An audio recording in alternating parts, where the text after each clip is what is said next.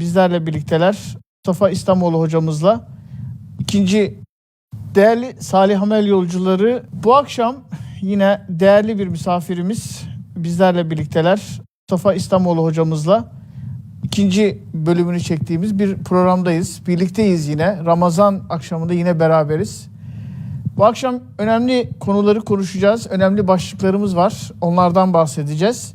Ama öncelikle hocama bir hoş geldiniz diyorum. Hocam selamünaleyküm, hoş geldiniz. Aleykümselam. Nasılsınız hocam, iyi misiniz? Şükründen aciziz. Emaneti gezdiriyoruz. Varı sayarsak yoka sıra gelmiyor. Allah razı olsun hocam. Rabbim sağlık sıhhat versin inşallah. Birinci bölümünü çekmiştik. Birinci bölümde konuştuk ama ikinci bölümünde de yine bu Ramazan ayı içerisinde önemli bazı başlıklarımız var. Onları konuşmak istiyoruz. Müsaade ederseniz ben önce Akif'in şu sözüyle başlamak istiyorum hem soruma da. Hüdayı kendine kul yaptı, kendi oldu hüda. Bundan yaklaşık bir asır önce Akif bu cümleyi söylerken de yaşadığı sorunların farklı versiyonlarını biz bugün yaşıyoruz. Kur'an-ı Kerim'de Rabbimiz ve ma kaderullaha hakka kadrihi, yani Allah'ı hakkıyla takdir edememe, Allah'ı hakkıyla tanıyamama sorunsalından bahsediyor. Peki bizim Allah inancımızdaki çıkmazlarımız nelerdir? Allah'ı niye hakkıyla tanıyamıyoruz veya Allah'ı hakkıyla takdir edemiyoruz tam şeyle? Allahçılık oynamak isteyenler mi var diye önce oradan başlayacağım. Daha sonra da 2-3 bölüm halinde hem Rabbimizle ilgili hem peygamberimizle alakalı hem Kur'an'la alakalı birkaç bölümümüz olacak. Ondan sonra tamamlayacağız. Buyurun. Evet, Allahçılık oynayanlardan dolayı dünya cehenneme döndü. Kim Allahçılık oynamaya başlarsa o firavunlaşmaya başlar. Ene rabbukumul a'la. Bunun işte zirvesi. Önce oradan başlayacağım. Dolayısıyla daha sonra da 2-3 bölüm halinde hem ve Akif'i hakkıyla takdir edelim. Yani hüdayı kul etmek ve kendisi hüda olmak. Aslında bunu hafif bir değişiklikle Allah'ı kul edinmek ve kendisi Allah olmak. Anlatabiliyor muyum? Yani nasıl bir zekadır? Önce Akif'i takdir edelim. Nasıl bir bakış açısıdır? Düşünün, bu beyitleri yazdığında ki 110 sene evvel yaklaşık, nasıl bir zekadır ki o günden bunu görebilmek. Bunu böyle harika bir biçimde dile getirebilmek. Akif bunun için Kur'an şairidir işte. Yani insanı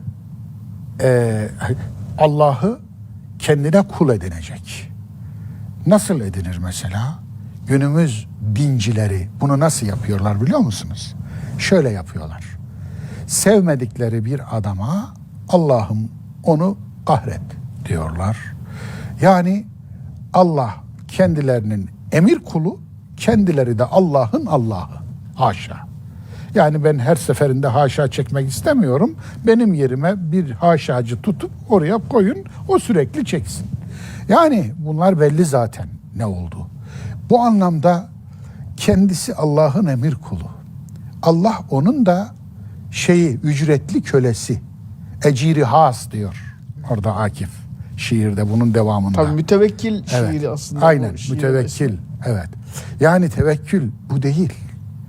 Tevekkül bu değil, mütevekkil de o değil. Dolayısıyla işte bir Kur'ani kavramı çığırından çıkarırsanız sonuç buraya gelir. Yani sonuç insanın putlaşması, Allah'ın özel hizmetçi tutulması. Haşa. Böyle bir Allah tasavvuru insanı nereye götürür sevgili Mücahit? Nereye gider? Böyle bir Allah'a kulluk edilebilir mi? Bu adam ibadet yapabilir mi mesela? Bu adamın secdesi olur mu mesela? Secde ede. Bu adam dua edebilir mi mesela? Bu adamın Allah'ı yok, Tanrısı yok bu adamın.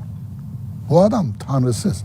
Gerçek ateist, gerçek paganist budur işte. Ve pagan tanrılarının baş tanrısı da kendisidir. Çünkü Allah'a bile ilahlık yapacak kadar bir firavun taslağına dönüşmüş. Dolayısıyla bakın, sevdiğini cennete koyduracak, sevmediğini cehenneme attıracak. Aynen. Onunla ilgili siz şöyle bir ifadeniz var. İşte bizim Allah diye bir başlık atmıştınız. O bizim mülkümüz, kabile tanrımız, özelleştirmiş tapusunu almışız. Biz kimi seviyorsak Allah da onu sever. Biz kimden nefret ediyorsak o da ondan nefret ederdi. Sevip kul olduğumuza evliya dostu, evliya Allah dostu adını koyar. Onun yerine geçip Önce Akif'i takdir rütbe edelim. dağıtırdık. Yani Eyvallah. bugün aslında bunu çok rahat bunu okuduğumuzu anlayabiliyoruz. Yani biz Eyvallah. ne istersek onu yapan bir ilah. Yani kendi zihnimizde Allah adına bir Allah tasavvuru mu oluşturuyoruz? Yani kendisini tanıtmasının Evet. dışında. Zaten esasen Allah'ın hakikatine sırt dönüp kendinize bir imaj çizip buna Allah demek oluyor bu. Yani bu şundan farksız. Bir eski Mısırlı Apiz öküzüne Allah adını verse, bir Maya Kukulkan'a yani tüylü yılana Allah adını verse, bir şamanist kurda Allah adını verse, anlatabiliyor muyum? Bir Danimarkalı veya Norveçli Odin'e Allah adını verse, Derdi. bir Sevip Sümerli kul olduğu- Anu'ya Enlil'e Allah adını verse Allah olur mu? Veyahut da bir Yunanlı Zeus'a Allah adını verse Allah olur mu? Olmaz. İşte bu da onun gibi. Hiç fark etmiyor. Yani Allah'ın adını kirletmiş oluyorsun. Allah'ın adıyla kendini aldatıyorsun. Allah ile aldatmanın en derini, en çirkini, en kötüsü, en günahkarı bu olsa gerek. Dolayısıyla Allah ile kendini aldatıyorsun. Onun için burada işte kabile tanrısı Allah. Allah aslında Allah Rabbul Alemin değil. Kur'an'daki Rabbul Alemin vurgusu aslında kabile tanrısı değil. Sizin ideolojinin tanrısı değil. Sizin dininizin tanrısı bile değil. Yani Allah Müslümanların Allah'ı değildir. Allah Rabbul Alemin'dir. Alemlerin Rabbidir. Dolayısıyla onu nüfusunuza geçirilmiş bir köle gibi algılıyorsanız eğer siz Tanrısını helva diye yiyen müşrikten daha aşağı bir iş yapıyorsunuz. Anlatabiliyor muyum? O Allah'a nasıl kul olacaksınız? Nasıl kul olacaksınız? Yani sizin dininiz nasıl oluyor da İslam oluyor? Başka bir din. O zaman işte lekum dinikum veliye din ayetini okumak bizlere farz oluyor. Dolayısıyla bunu bildiğinizde zaten çiğriyor, titriyor, tüyleriniz diken diken oluyor ama o bilmeyen hala o noktada kendisini Allah'a inanıyor zannediyor. Ama zannediyor. Hani Kur'an'daki aynen o müşriğin, bedevinin yani şeyini okumak lazım. Bedeviler biz iman ettik dediler. Ve kâletil a'rabu âmennâ. Yani hayır siz iman etmediniz. İman boğazınızdan aşağı geçmedi. Siz sadece ve sadece teslim oldunuz. Bunlar teslim de olmadılar. Onlar askeri açıdan, güç açısından Müslümanlara teslim olmuştu. Hazreti Peygamber'e teslim olmuştu. Onun için teslim olmuşlardı. Bunlar teslim de olmadılar. Ne teslim oldular ne iman ettiler. Ama Müslümanız diyorlar ve işin garibi kendilerinden olmayanı sapık, kafir, gayrimüslim, gavur, şu bu ilan etmekte de çok ustalar. Bu neye mal oluyor biliyor musunuz? Bu şuna mal oluyor. Sahtesini piyasada tuttuğunuz hiçbir şeyin gerçeğine yer açamazsınız. Sahtesini çekeceksiniz ki gerçeğine yer açılsın. Sahtesini göstereceksiniz ki gerçeği revaç bulsun.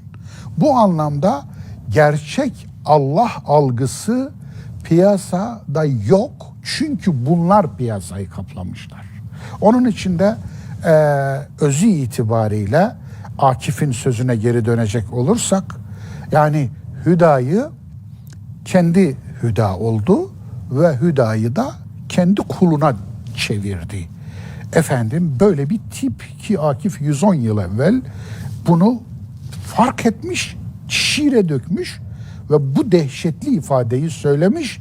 Bu ifade üzerinden 110 yıl geçmesine rağmen bu ifadenin kitaplarının yazılması lazımdı.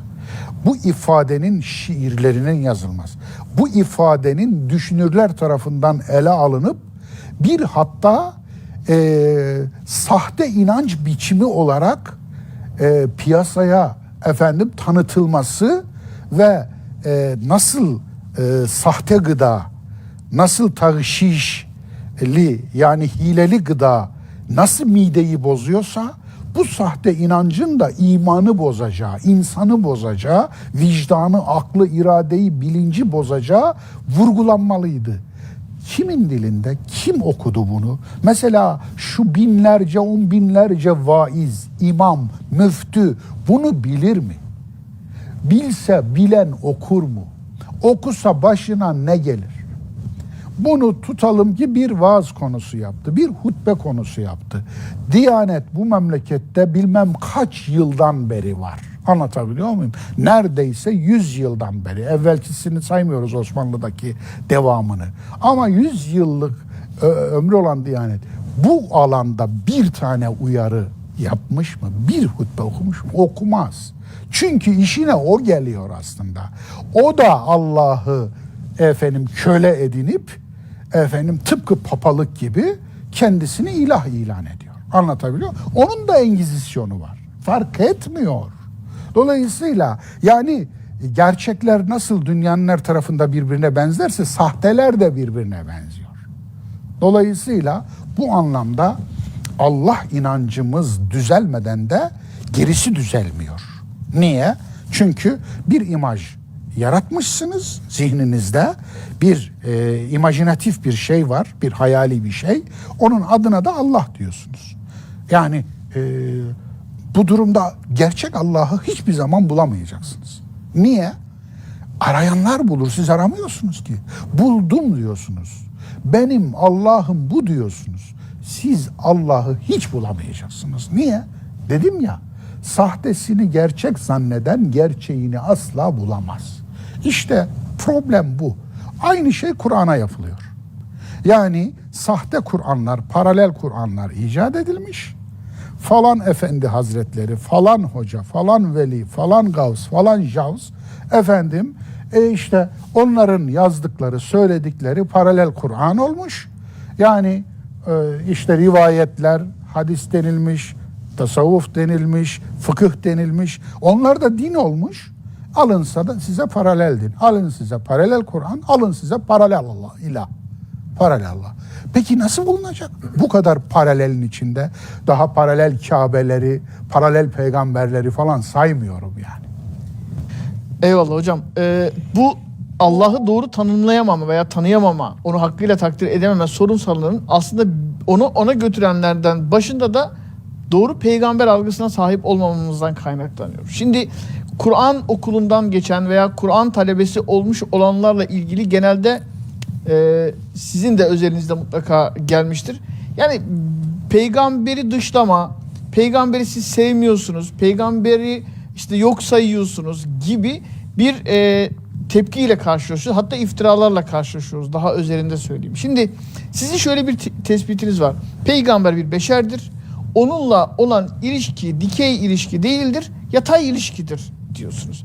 Şimdi öyleyse o yatay ilişkinin çizgisi nasıl olması lazım? Yani mesela yaratanı çoklamak şirk üretir, yaratılanı teklemek zulüm üretir diyorsunuz. Şimdi bu anlamda biz zihnimizdeki peygamber algısında, zihnimizdeki o beşer peygamber algısından onu farklı bir yere mi çıkardık?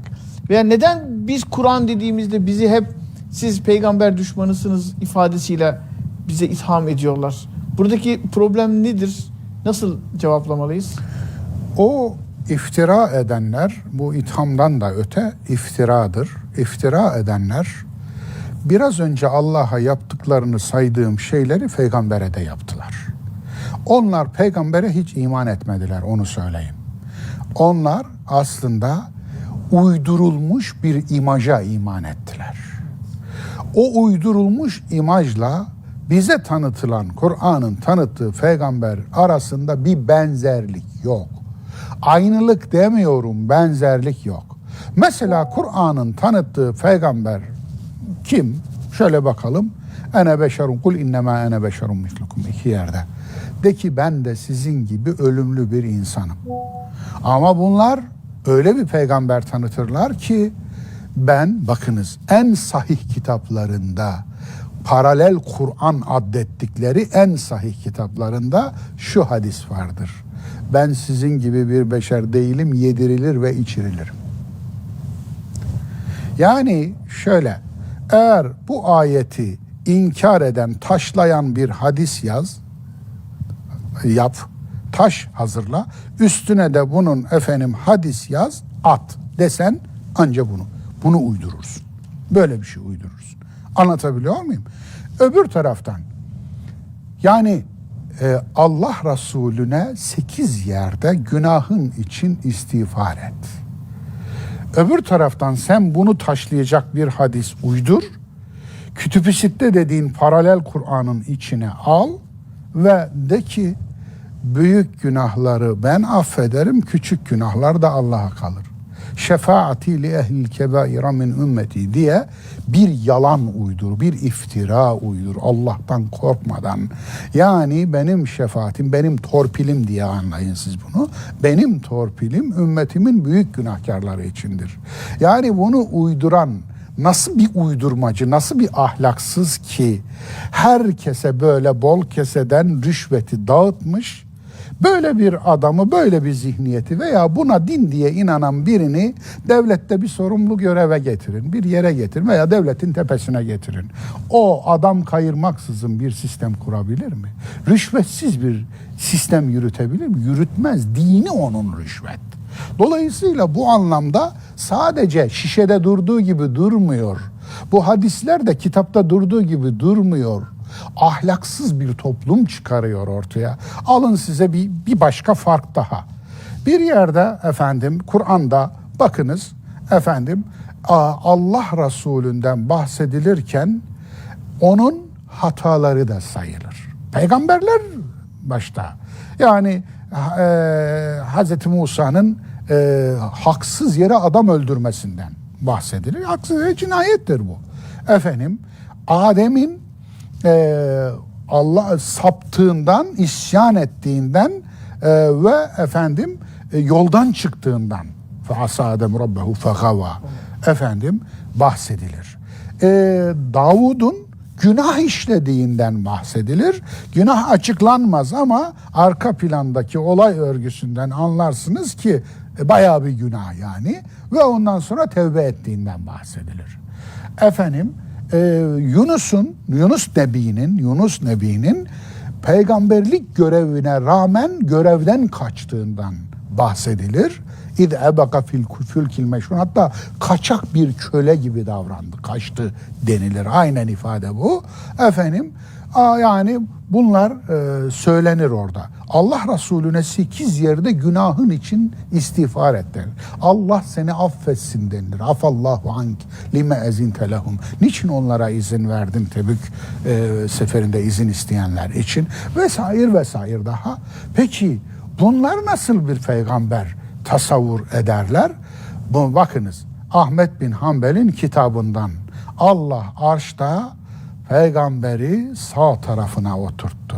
Bu aslında Hristiyanların İsa inancıdır. Onun için gökteki babamız diye meşhur duaları o. O yemekte de bunu, cenazede de bunu okurlar. Haleluya duasındaki o gökteki baba odur. Sizin gökteki baba varsa al sana bizim gökteki baba diye git kendi teslisini, kendi tesniyeni uydur. Düşünebiliyor musun? Yani bu Ahmet bin Hanbel'in hadis kitabına girmiş, hadis diye girmiş bir şey, bir zırva, bir iftira, Allah'a iftira, peygambere iftira.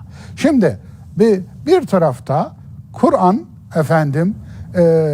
diyecek ki sen bilemezsin, yarın sana ne yapılacağını bilemezsin. Anlatabiliyor muyum? Ahkaf 9 yarın sana ne yapılacağını bilemezsin. Öbür tarafta Tirmizi'ye siz bu ayeti taşlayacak bir hadis siparişi koyacaksınız. Zaten uydurmuşsunuz. O adam da toplayıp onu oraya koyacak. Kur'an'ı hiç mi okumadın be adam?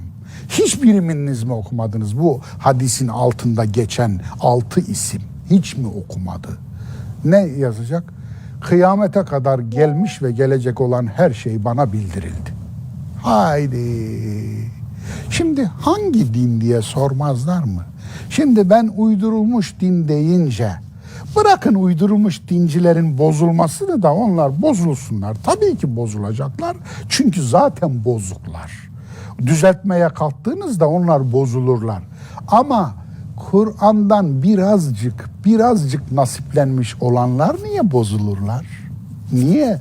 Onların bozulma demek ki bulaşık var hala. Hala saflaştıramadılar. Hala dini Allah'a has kılamadılar Kur'an'ın ifadesiyle. Onun için bozuluyorlar. Ey Kur'an'a talebe olduğunu söyleyen, sen niye bozuldun ya? He? Sen niye? Sana ne değdi de sen niye bozuldun? Senin de demen lazım bunu. Senin de bu riski alman lazım.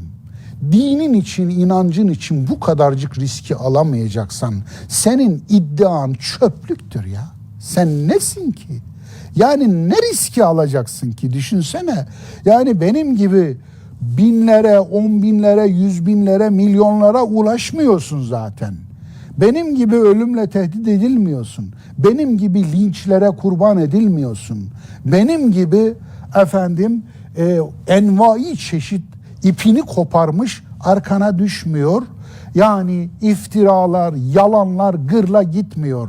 Peki bulunduğun yerde zaten cirmin küçücük, o cirmin içinde dahi bu kadar riski, imanın için bu kadar riski alamıyorsun. O zaman itiraf et. Şunu söyle.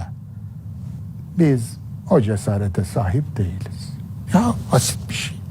Bari bunu söyle. Bu kadarcık bir yiğitliği kendine çok görme. Öyle değil mi? Onu yapamıyorsun. Onu yapamıyorsun. Bunu da yapamıyorsun. Özür dileyecek şeye de sahip değilsin. Bir özgüvene. Ne yapıyorsun? Hoca niye uydurulmuş din diyor. Allah seni bildiği gibi etsin. Ne diyeyim? Eyvallah hocam. Şimdi hem Allah'ı doğru tanıma hem de peygamberi doğru tanımlamasının içerisinde aslında bunların her ikisini tanıyacağımız en merci Kur'an-ı Kerim. Biz bunu çok net bir şekilde ifade ediyoruz. Şimdi Kur'an'la olan ilişkimizde ben şunu sormak istiyorum. Şimdi Ramazan ayında biz bu yayını paylaşacağız. Hep okunacak şu ifade. Şehru Ramazanellezî unzile fihil Kur'an huden linnas. Şimdi ifadede işte bu Kur'an Ramazan ayında indirildi. Huden linnas'tır. Huden lil mu'minin. Huden lil muslimin. Bütün insanlığa bir yol, rehber olması açısından. Şimdi bunu biraz tapulaştırdık ya Kur'an'ı kendimize. Sadece bize fayda veren, sadece bizim istifade ettiğimiz bir Kur'an algısıyla anlatıyoruz ve kimseye de dokunamazsın ile anlayamazsın arasında bırakmışız. Yani ya dokunmayacaksın, dokunuyorsan da anlayamazsın arasında bıraktık. Peki bu insanlığa nasıl hidayet verecek bu Kur'an? Yani neden açamıyoruz insanlığa bu kitabı? Neden anlatamıyoruz? Neden bu tapulaştırmayı hep kendimizde tutup hem Allah'ı hem peygamberi hem de kitabı sadece bize aittir deyip bu tapuyu elimizde tutuyoruz? Bununla alakalı böyle yapanlara ne söylemek istersiniz? Evet. Mülkiyet putperesti çocukluk demek lazım bunun adına. Mülkiyet putperesti çocuk. 3-5 yaş psikolojisini veren pedagoglar mülkiyet psikolojisinin ilk defa çocukta başladığı yaş olarak verirler bu eğitimi ve 3-5 yaş çocuklarını hatırlarsanız kendi çocuklarınızdan hepimiz çocukları olanlar bilirler.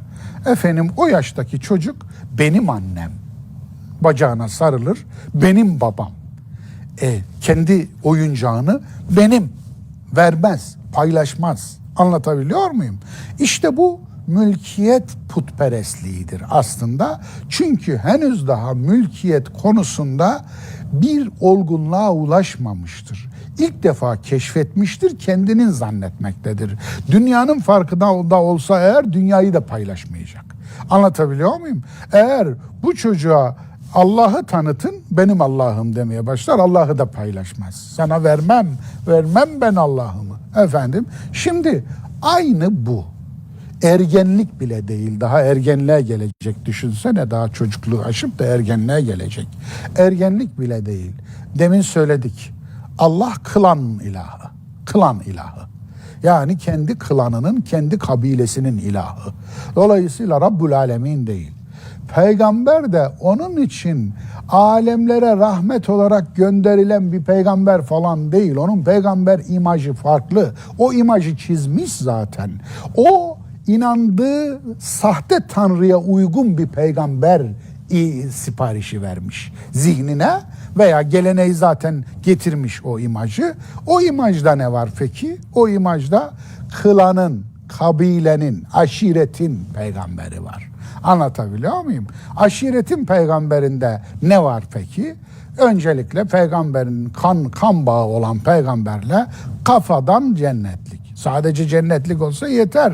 Yani Seyyid Şerif, bir de elini değdiğini kutsallaştıran, yani bir kutsallık dağıtıcı var. Bir de efendim şefaati var onun. Anlatabiliyor muyum? Torpil merkezi olmuş o, dağıtıyor, cennet dağıtıyor. Sanki cenneti cebine koymuşlar, o dağıtıyor. Yani şimdi Kur'an'la bu o kadar zıt taraflara düşer ki bu adam Kur'an'a falan inanmıyor. Bu adamın dini başka bir şey. Kur'an'da anlatılan, yani Nuh'un oğlu, baba peygamber, oğul yoldan çıkmış.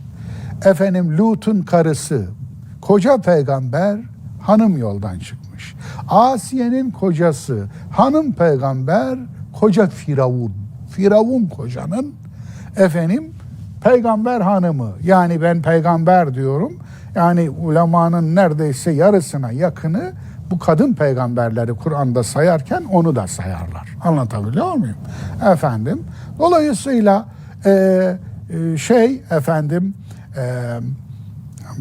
Allah Resulü amca ismi geçen çağdaşlarından tek kişi Kur'an'da. Ebu Leheb. Anlatabiliyor muyum? Yani amca ve İbrahim baba efendim sapmış, oğul peygamber. Bu örnekler niye verilir? Kan bağı hiçbir biçimde sizi kurtarmaz. Budur. Yani bu anlamda peygamber imajı da tıpkı Allah imajı gibi uydurulmuş. Uydurmuş adam ya. Onun için efendim bu manada bakıyorsun zihninde uydurmuş, giydirmiş, onu satıyor. Onu şey yapıyor. Uydurulmuşu var olduğu sürece gerçeğini asla aramayacaktır. Gerçeğini asla bulmayacaktır. Onun için mülkiyeti de almış bir de. Niye? Rahmetellil alemin değil. Kendine. Yani eğer bir rahmet varsa peygamberde, o rahmet beyimizin emrine amadedir. Beyimiz o rahmeti özelleştirmiştir, mülkiyetine almıştır, tapusunu almıştır. Peygamberi koklatmam. Allah onu da koklatmam. İslam onu da koklatmam. Sen kimsin? Yani şu beyimizde Allah'ın, peygamberin ve İslam'ın sahibi. Anlatabiliyor muyum? Tapusunu almış çünkü. Sahibi, maliki. Evet, düşün. Yani hani hüdayı eyledi kul diyordu ya. Bu hüdayı eylememiş sadece. Peygamberi de kendine kul eylemiş. Dini de, İslam'ı da kendine kul eylemiş. Onun için bir türlü öğrenemiyor. Bir türlü Müslüman olamıyor mesela. Niye olsun ki? Çünkü tapusu bunda.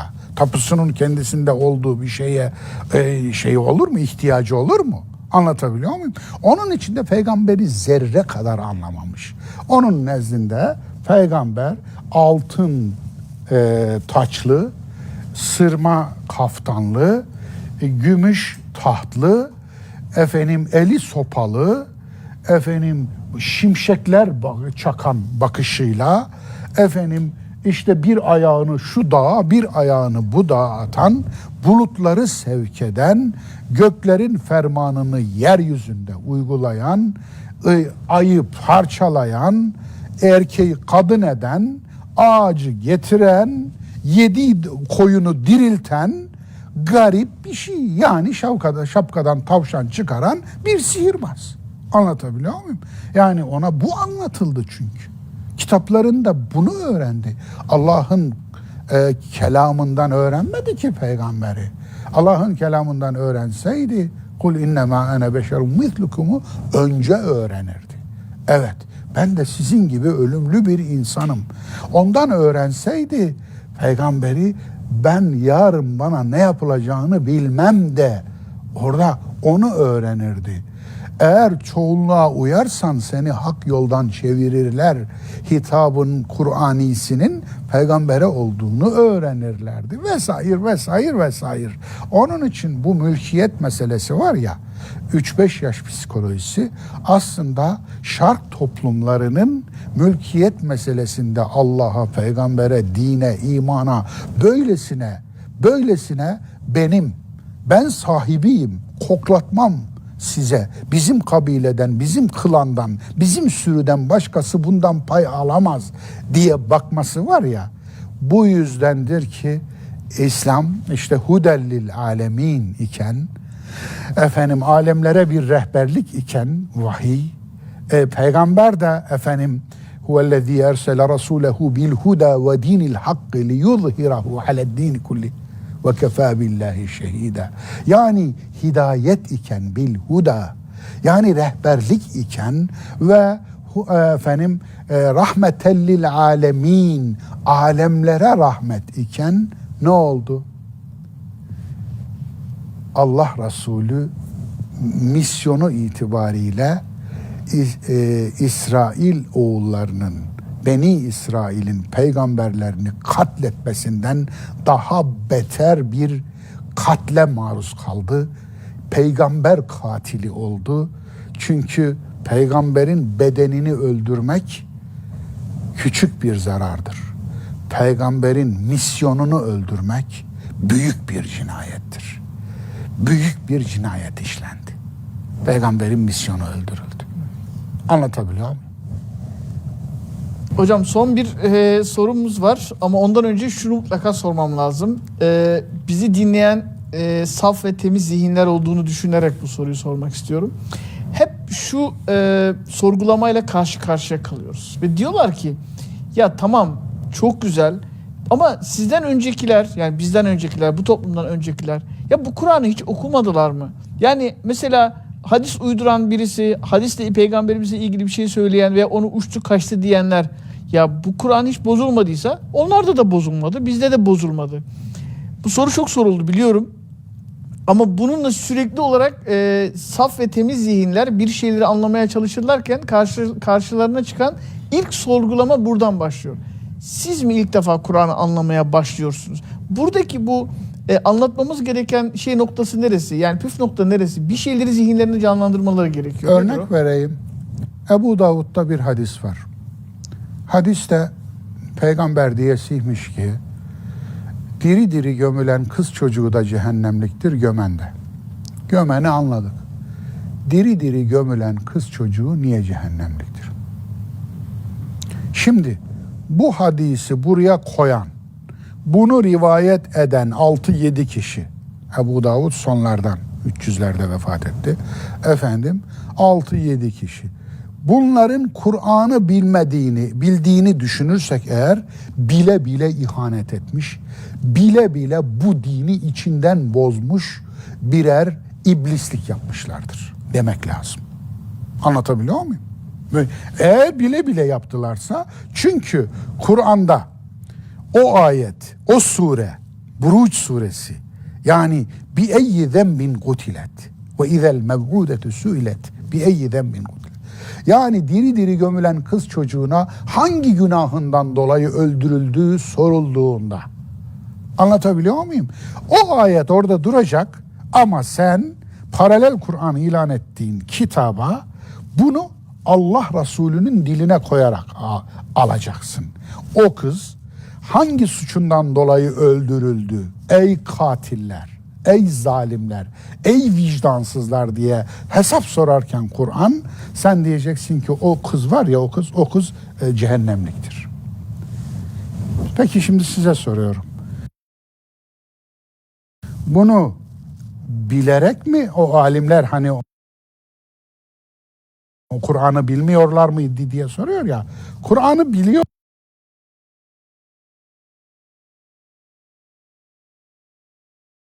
mıydı? mıydı bunu buraya Allah Resulü'nün diline koyarken bunu yaptılar? Bilmiyorlar mıydı? Yoksa Kur'an'ı bize tebliğ eden sevgili Resulümüz mü bilmiyordu? Haşa. Yani iftira ona geliyor direkt aslında. Evet. Yani Kur'an'la peygamberin ağzına koyduğunuz bir yalanla Kur'an'ı taşıyacaksınız. Bunda en büyük iftira peygamberin kendisine yahu. Peki yani bunlar biliyorlar mı bilmiyorlar mı? Eğer bile bile yapıyorlarsa bu en beteri. Bunlar ihanet ediyorlar. Bunlar İslam'ın kriptoları. Anlatabiliyor muyum? Bu ihtimal hiç akla geliyor mu?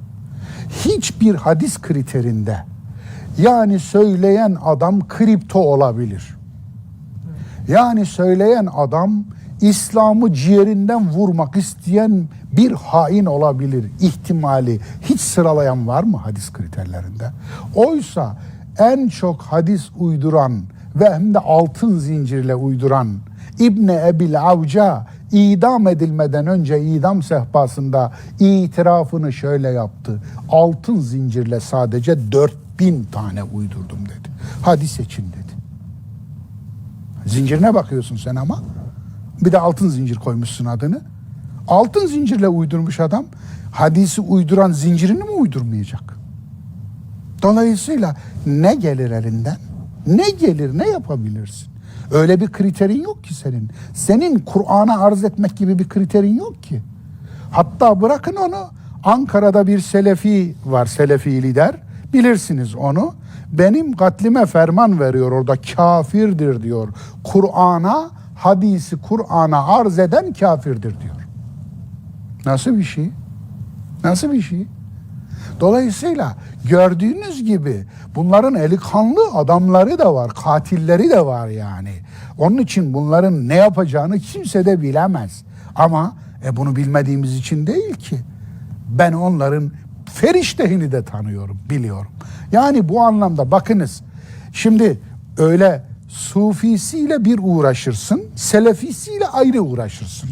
Sünnisiyle bir uğraşırsın, Şii fanatiğiyle de ayrı bir uğraşırsın. Yani bunlar da sana derler ki bir Şii derler, bir Selefi derler. Eskiden de bana Sufi diyorlardı. Anlatabiliyor muyum buradaki İslamcılar? Efendim, dolayısıyla ne oldu mu ben de şaşırdım. Bir türlü bir yere yerleştiremiyorlar. Niye?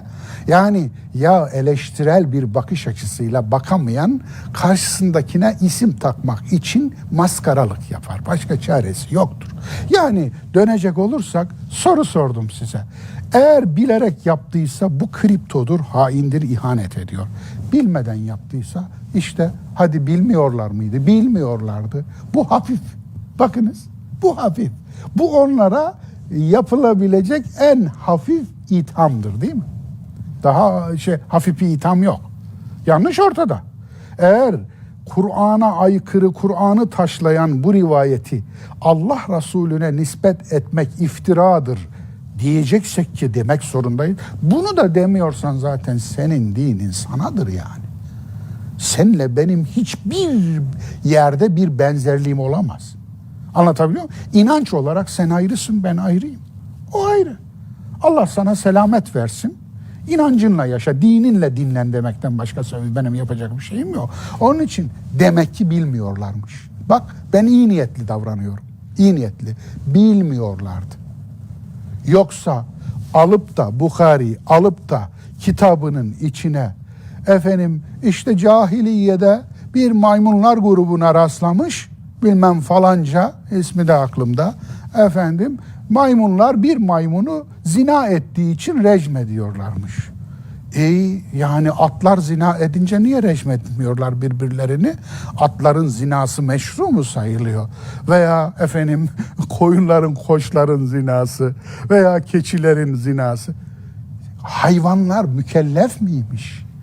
Hayvanlar cezai ehliyete mi sahipmiş? Yani hayvanlar nikahta mı kıyıyormuş? Mesela imam nikahını kim kıyıyormuş maymunlarda? İmam maymun da var mıymış? İmam maymun varsa maymunlar ibadet de ediyor muymuş? Evet, yani görüyorsunuz değil mi? Kahkahayla gülünecek veya hüngür hüngür ağlanacak. Hangisini tercih ederseniz. Ve bu Bukhari bunu ve peki niye alıyor bunu? Hani sünneti alıyordu. Cahiliyede bir adamdan bahsediyorsun. Bu hadis diye oraya giriyor. Senin hadis kitabında bu ne geziyor bu zırva? Anlatabiliyor muyum? Yani kitabına verdiğin isimle alakasız, kitabına verdiğin vasıfla, sıfatla alakasız, kendine şey yaptığın vasıfla, imajla alakasız. Peki ne? Bu ne? Ya Bu demişse? ne? Efendim anlat. Ya demişse şey ya var ya. Ya demişse şıkkı yok işte. Yani ondan dolayı yani ben aslında atacağım ama diyor. Ya demişse peygamberim benim halim nice olur. Bunu peygamber de dedi demiyor orada. Bu bir efsane. Bu uydurulma olduğu 1/1000 sabit olan bir efsane. Ama bu efsaneyi sahihlerin en sahihi, Kur'an'dan sonra en sahih kitap alıyor size hadis diye naklediyor. Yani bir tane verdim ama 50 tane de getirebilirim bundan. Anlatabiliyor muyum? Evet. Hocam son tamamlayacağız ama gençlerimizle ilgili sizin söylediğiniz bir güzel bir tanım var. Diyorsunuz ki gençlerimizle ilgili fason imalatın kurbanı olmayın, bir de putlaştırılmış aklın esiri olmayın. Gençlerimiz özelinde bunu söylüyorsunuz. Bu sohbetimizi tamamlarken gençlerimize özellikle bu iki ayrım açısından ben İbn Haldun'un mukaddimesinde bir şeyi var. Onu burada paylaşmak istiyorum. Diyor ki Bedevi Arap'ın özelliği çölün haşin ve sert ikliminin onda bir ahlaka dönüşerek her türlü dış etkilere kapalı, katı bir karakter kazandırmasıdır. İçimizdeki bedeviler kim nasıl kendisinin bedevi olup olmadığını anlar. Şimdi gençlerimizle bunu şu açıdan bağdaştırıyorum. Kendilerini böyle kapalı bir şey içerisinde oluşturulmuş bir ahlakla bunu ahlak olarak tanımlayarak dış etkenlere kapatıyorlar. Gençlerimiz kendisinin fason imalatın bir ürünü olup olmadığını veya aklını putlaştırıp putlaştıramadığını nasıl anlayacak ve gençlerimize son olarak ne tavsiye edersiniz? Aslında artık genç, ihtiyar diye ayırmayı çok doğru bulmuyorum. Zira hayat bir ırmak gibi kesintisiz akıyor. Çocukluktan başlayıp yaşlılıkla, ölümle nihayete eren bir emanet hayat. Bu emaneti aslında herkes kendi çağında, kendi zamanında yani çocuklukta da, gençlikte de, olgunlukta da ve yaşlılıkta da taşımakla memur. Çocuğun çocuk kadar sorumluluğu, gencin genç kadar sorumluluğu, olgunun olgun kadar sorumluluğu, yaşlının yaşlı kadar sorumluluğu var. Yani hak ve sorumluluklar eşittir. Yani gücünüz, erişim gücünüz ne kadarsa sorumluluğunuz da o kadar. Büyüdükçe büyür, küçüldükçe küçülür.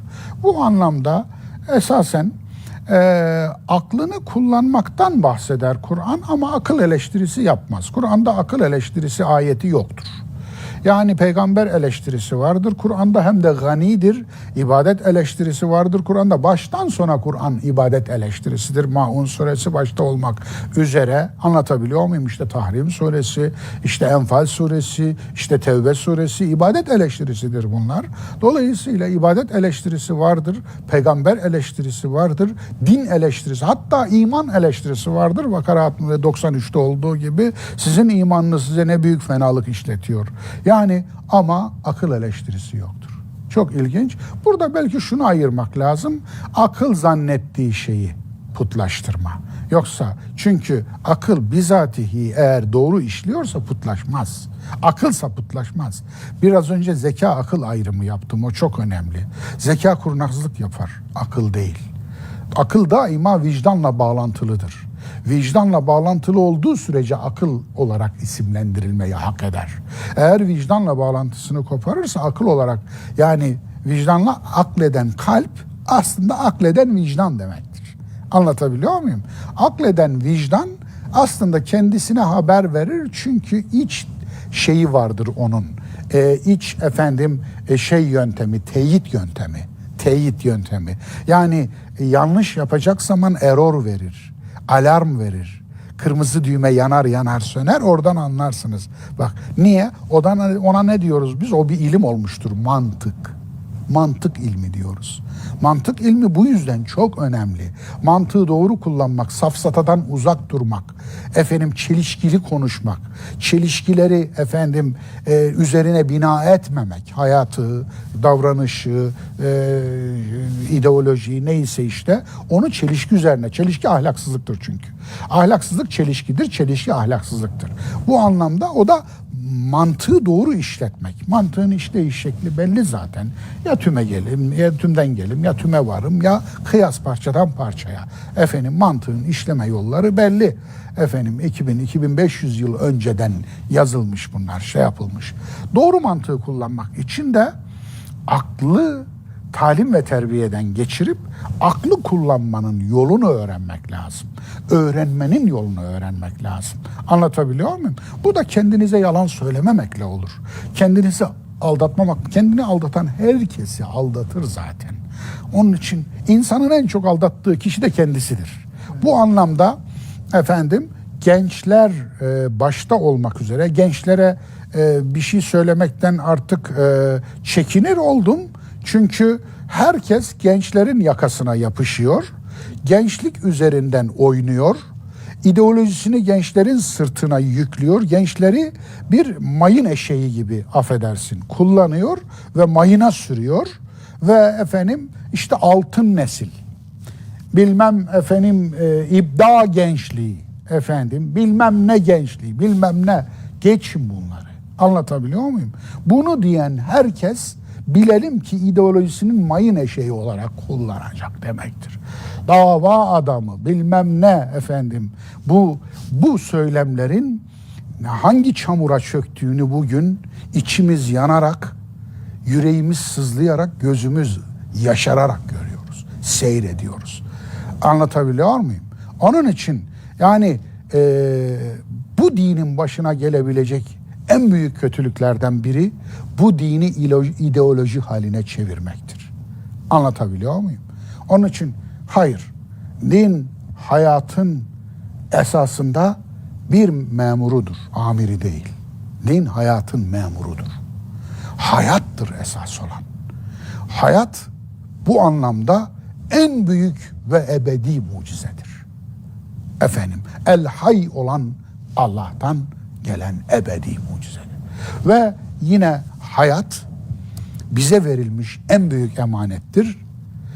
O kelamullah olarak inandığımız Kur'an sadece hayata işaret ettikleri için rehberdir. İşaret ettikleri için.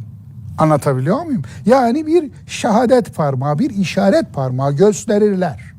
Sadece göstergedirler. Asıl gösterdikleri hayattır, doğadır. Kainattır, varlıktır. Ve biz ıskaladığımızda bu hayattır zaten. Onun için günümüz dindarlığı, şarkın günümüzdeki ekseriyetle şark dindarlığı aslında bir obsesyondur. Takıntı hastalığıdır. Anlatabiliyor muyum? Kimisinde Allah takıntısı, kimisinde peygamber, kimisinde ahiret takıntısı, kimisinde korku, fobi inanç olmuştur. Anlatabiliyor muyum? Yani değişik korkular imana dönüşmüştür. Onda aslında hastadır. Klinikte tedavi edilmesi gereken biri en iyi dindar olup çıkmıştır mesela. Onun için öyle demişti ya büyüklerimizden, abilerimizden biri, şu anda Türkiye'de din piyasası klinikte tedavi görmesi gerekenler tarafından yönetiliyor. Evet, aynen öyle. Eksiği var, fazlası yok. Klinikte tedavi görmesi gereken meczuplar yönetiyor din sektörünü. Sadece burada değil, diğer coğrafyalarda da öyle. Dolayısıyla bu anlamda alın size hastalığın adını dindarlık koymak. Bu hastalık ya bu.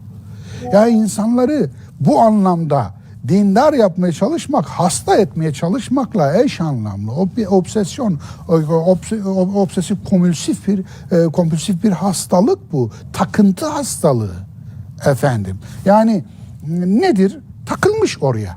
Onun için düşünmesi mümkün değil. takıntı hastalığı olmasın diye.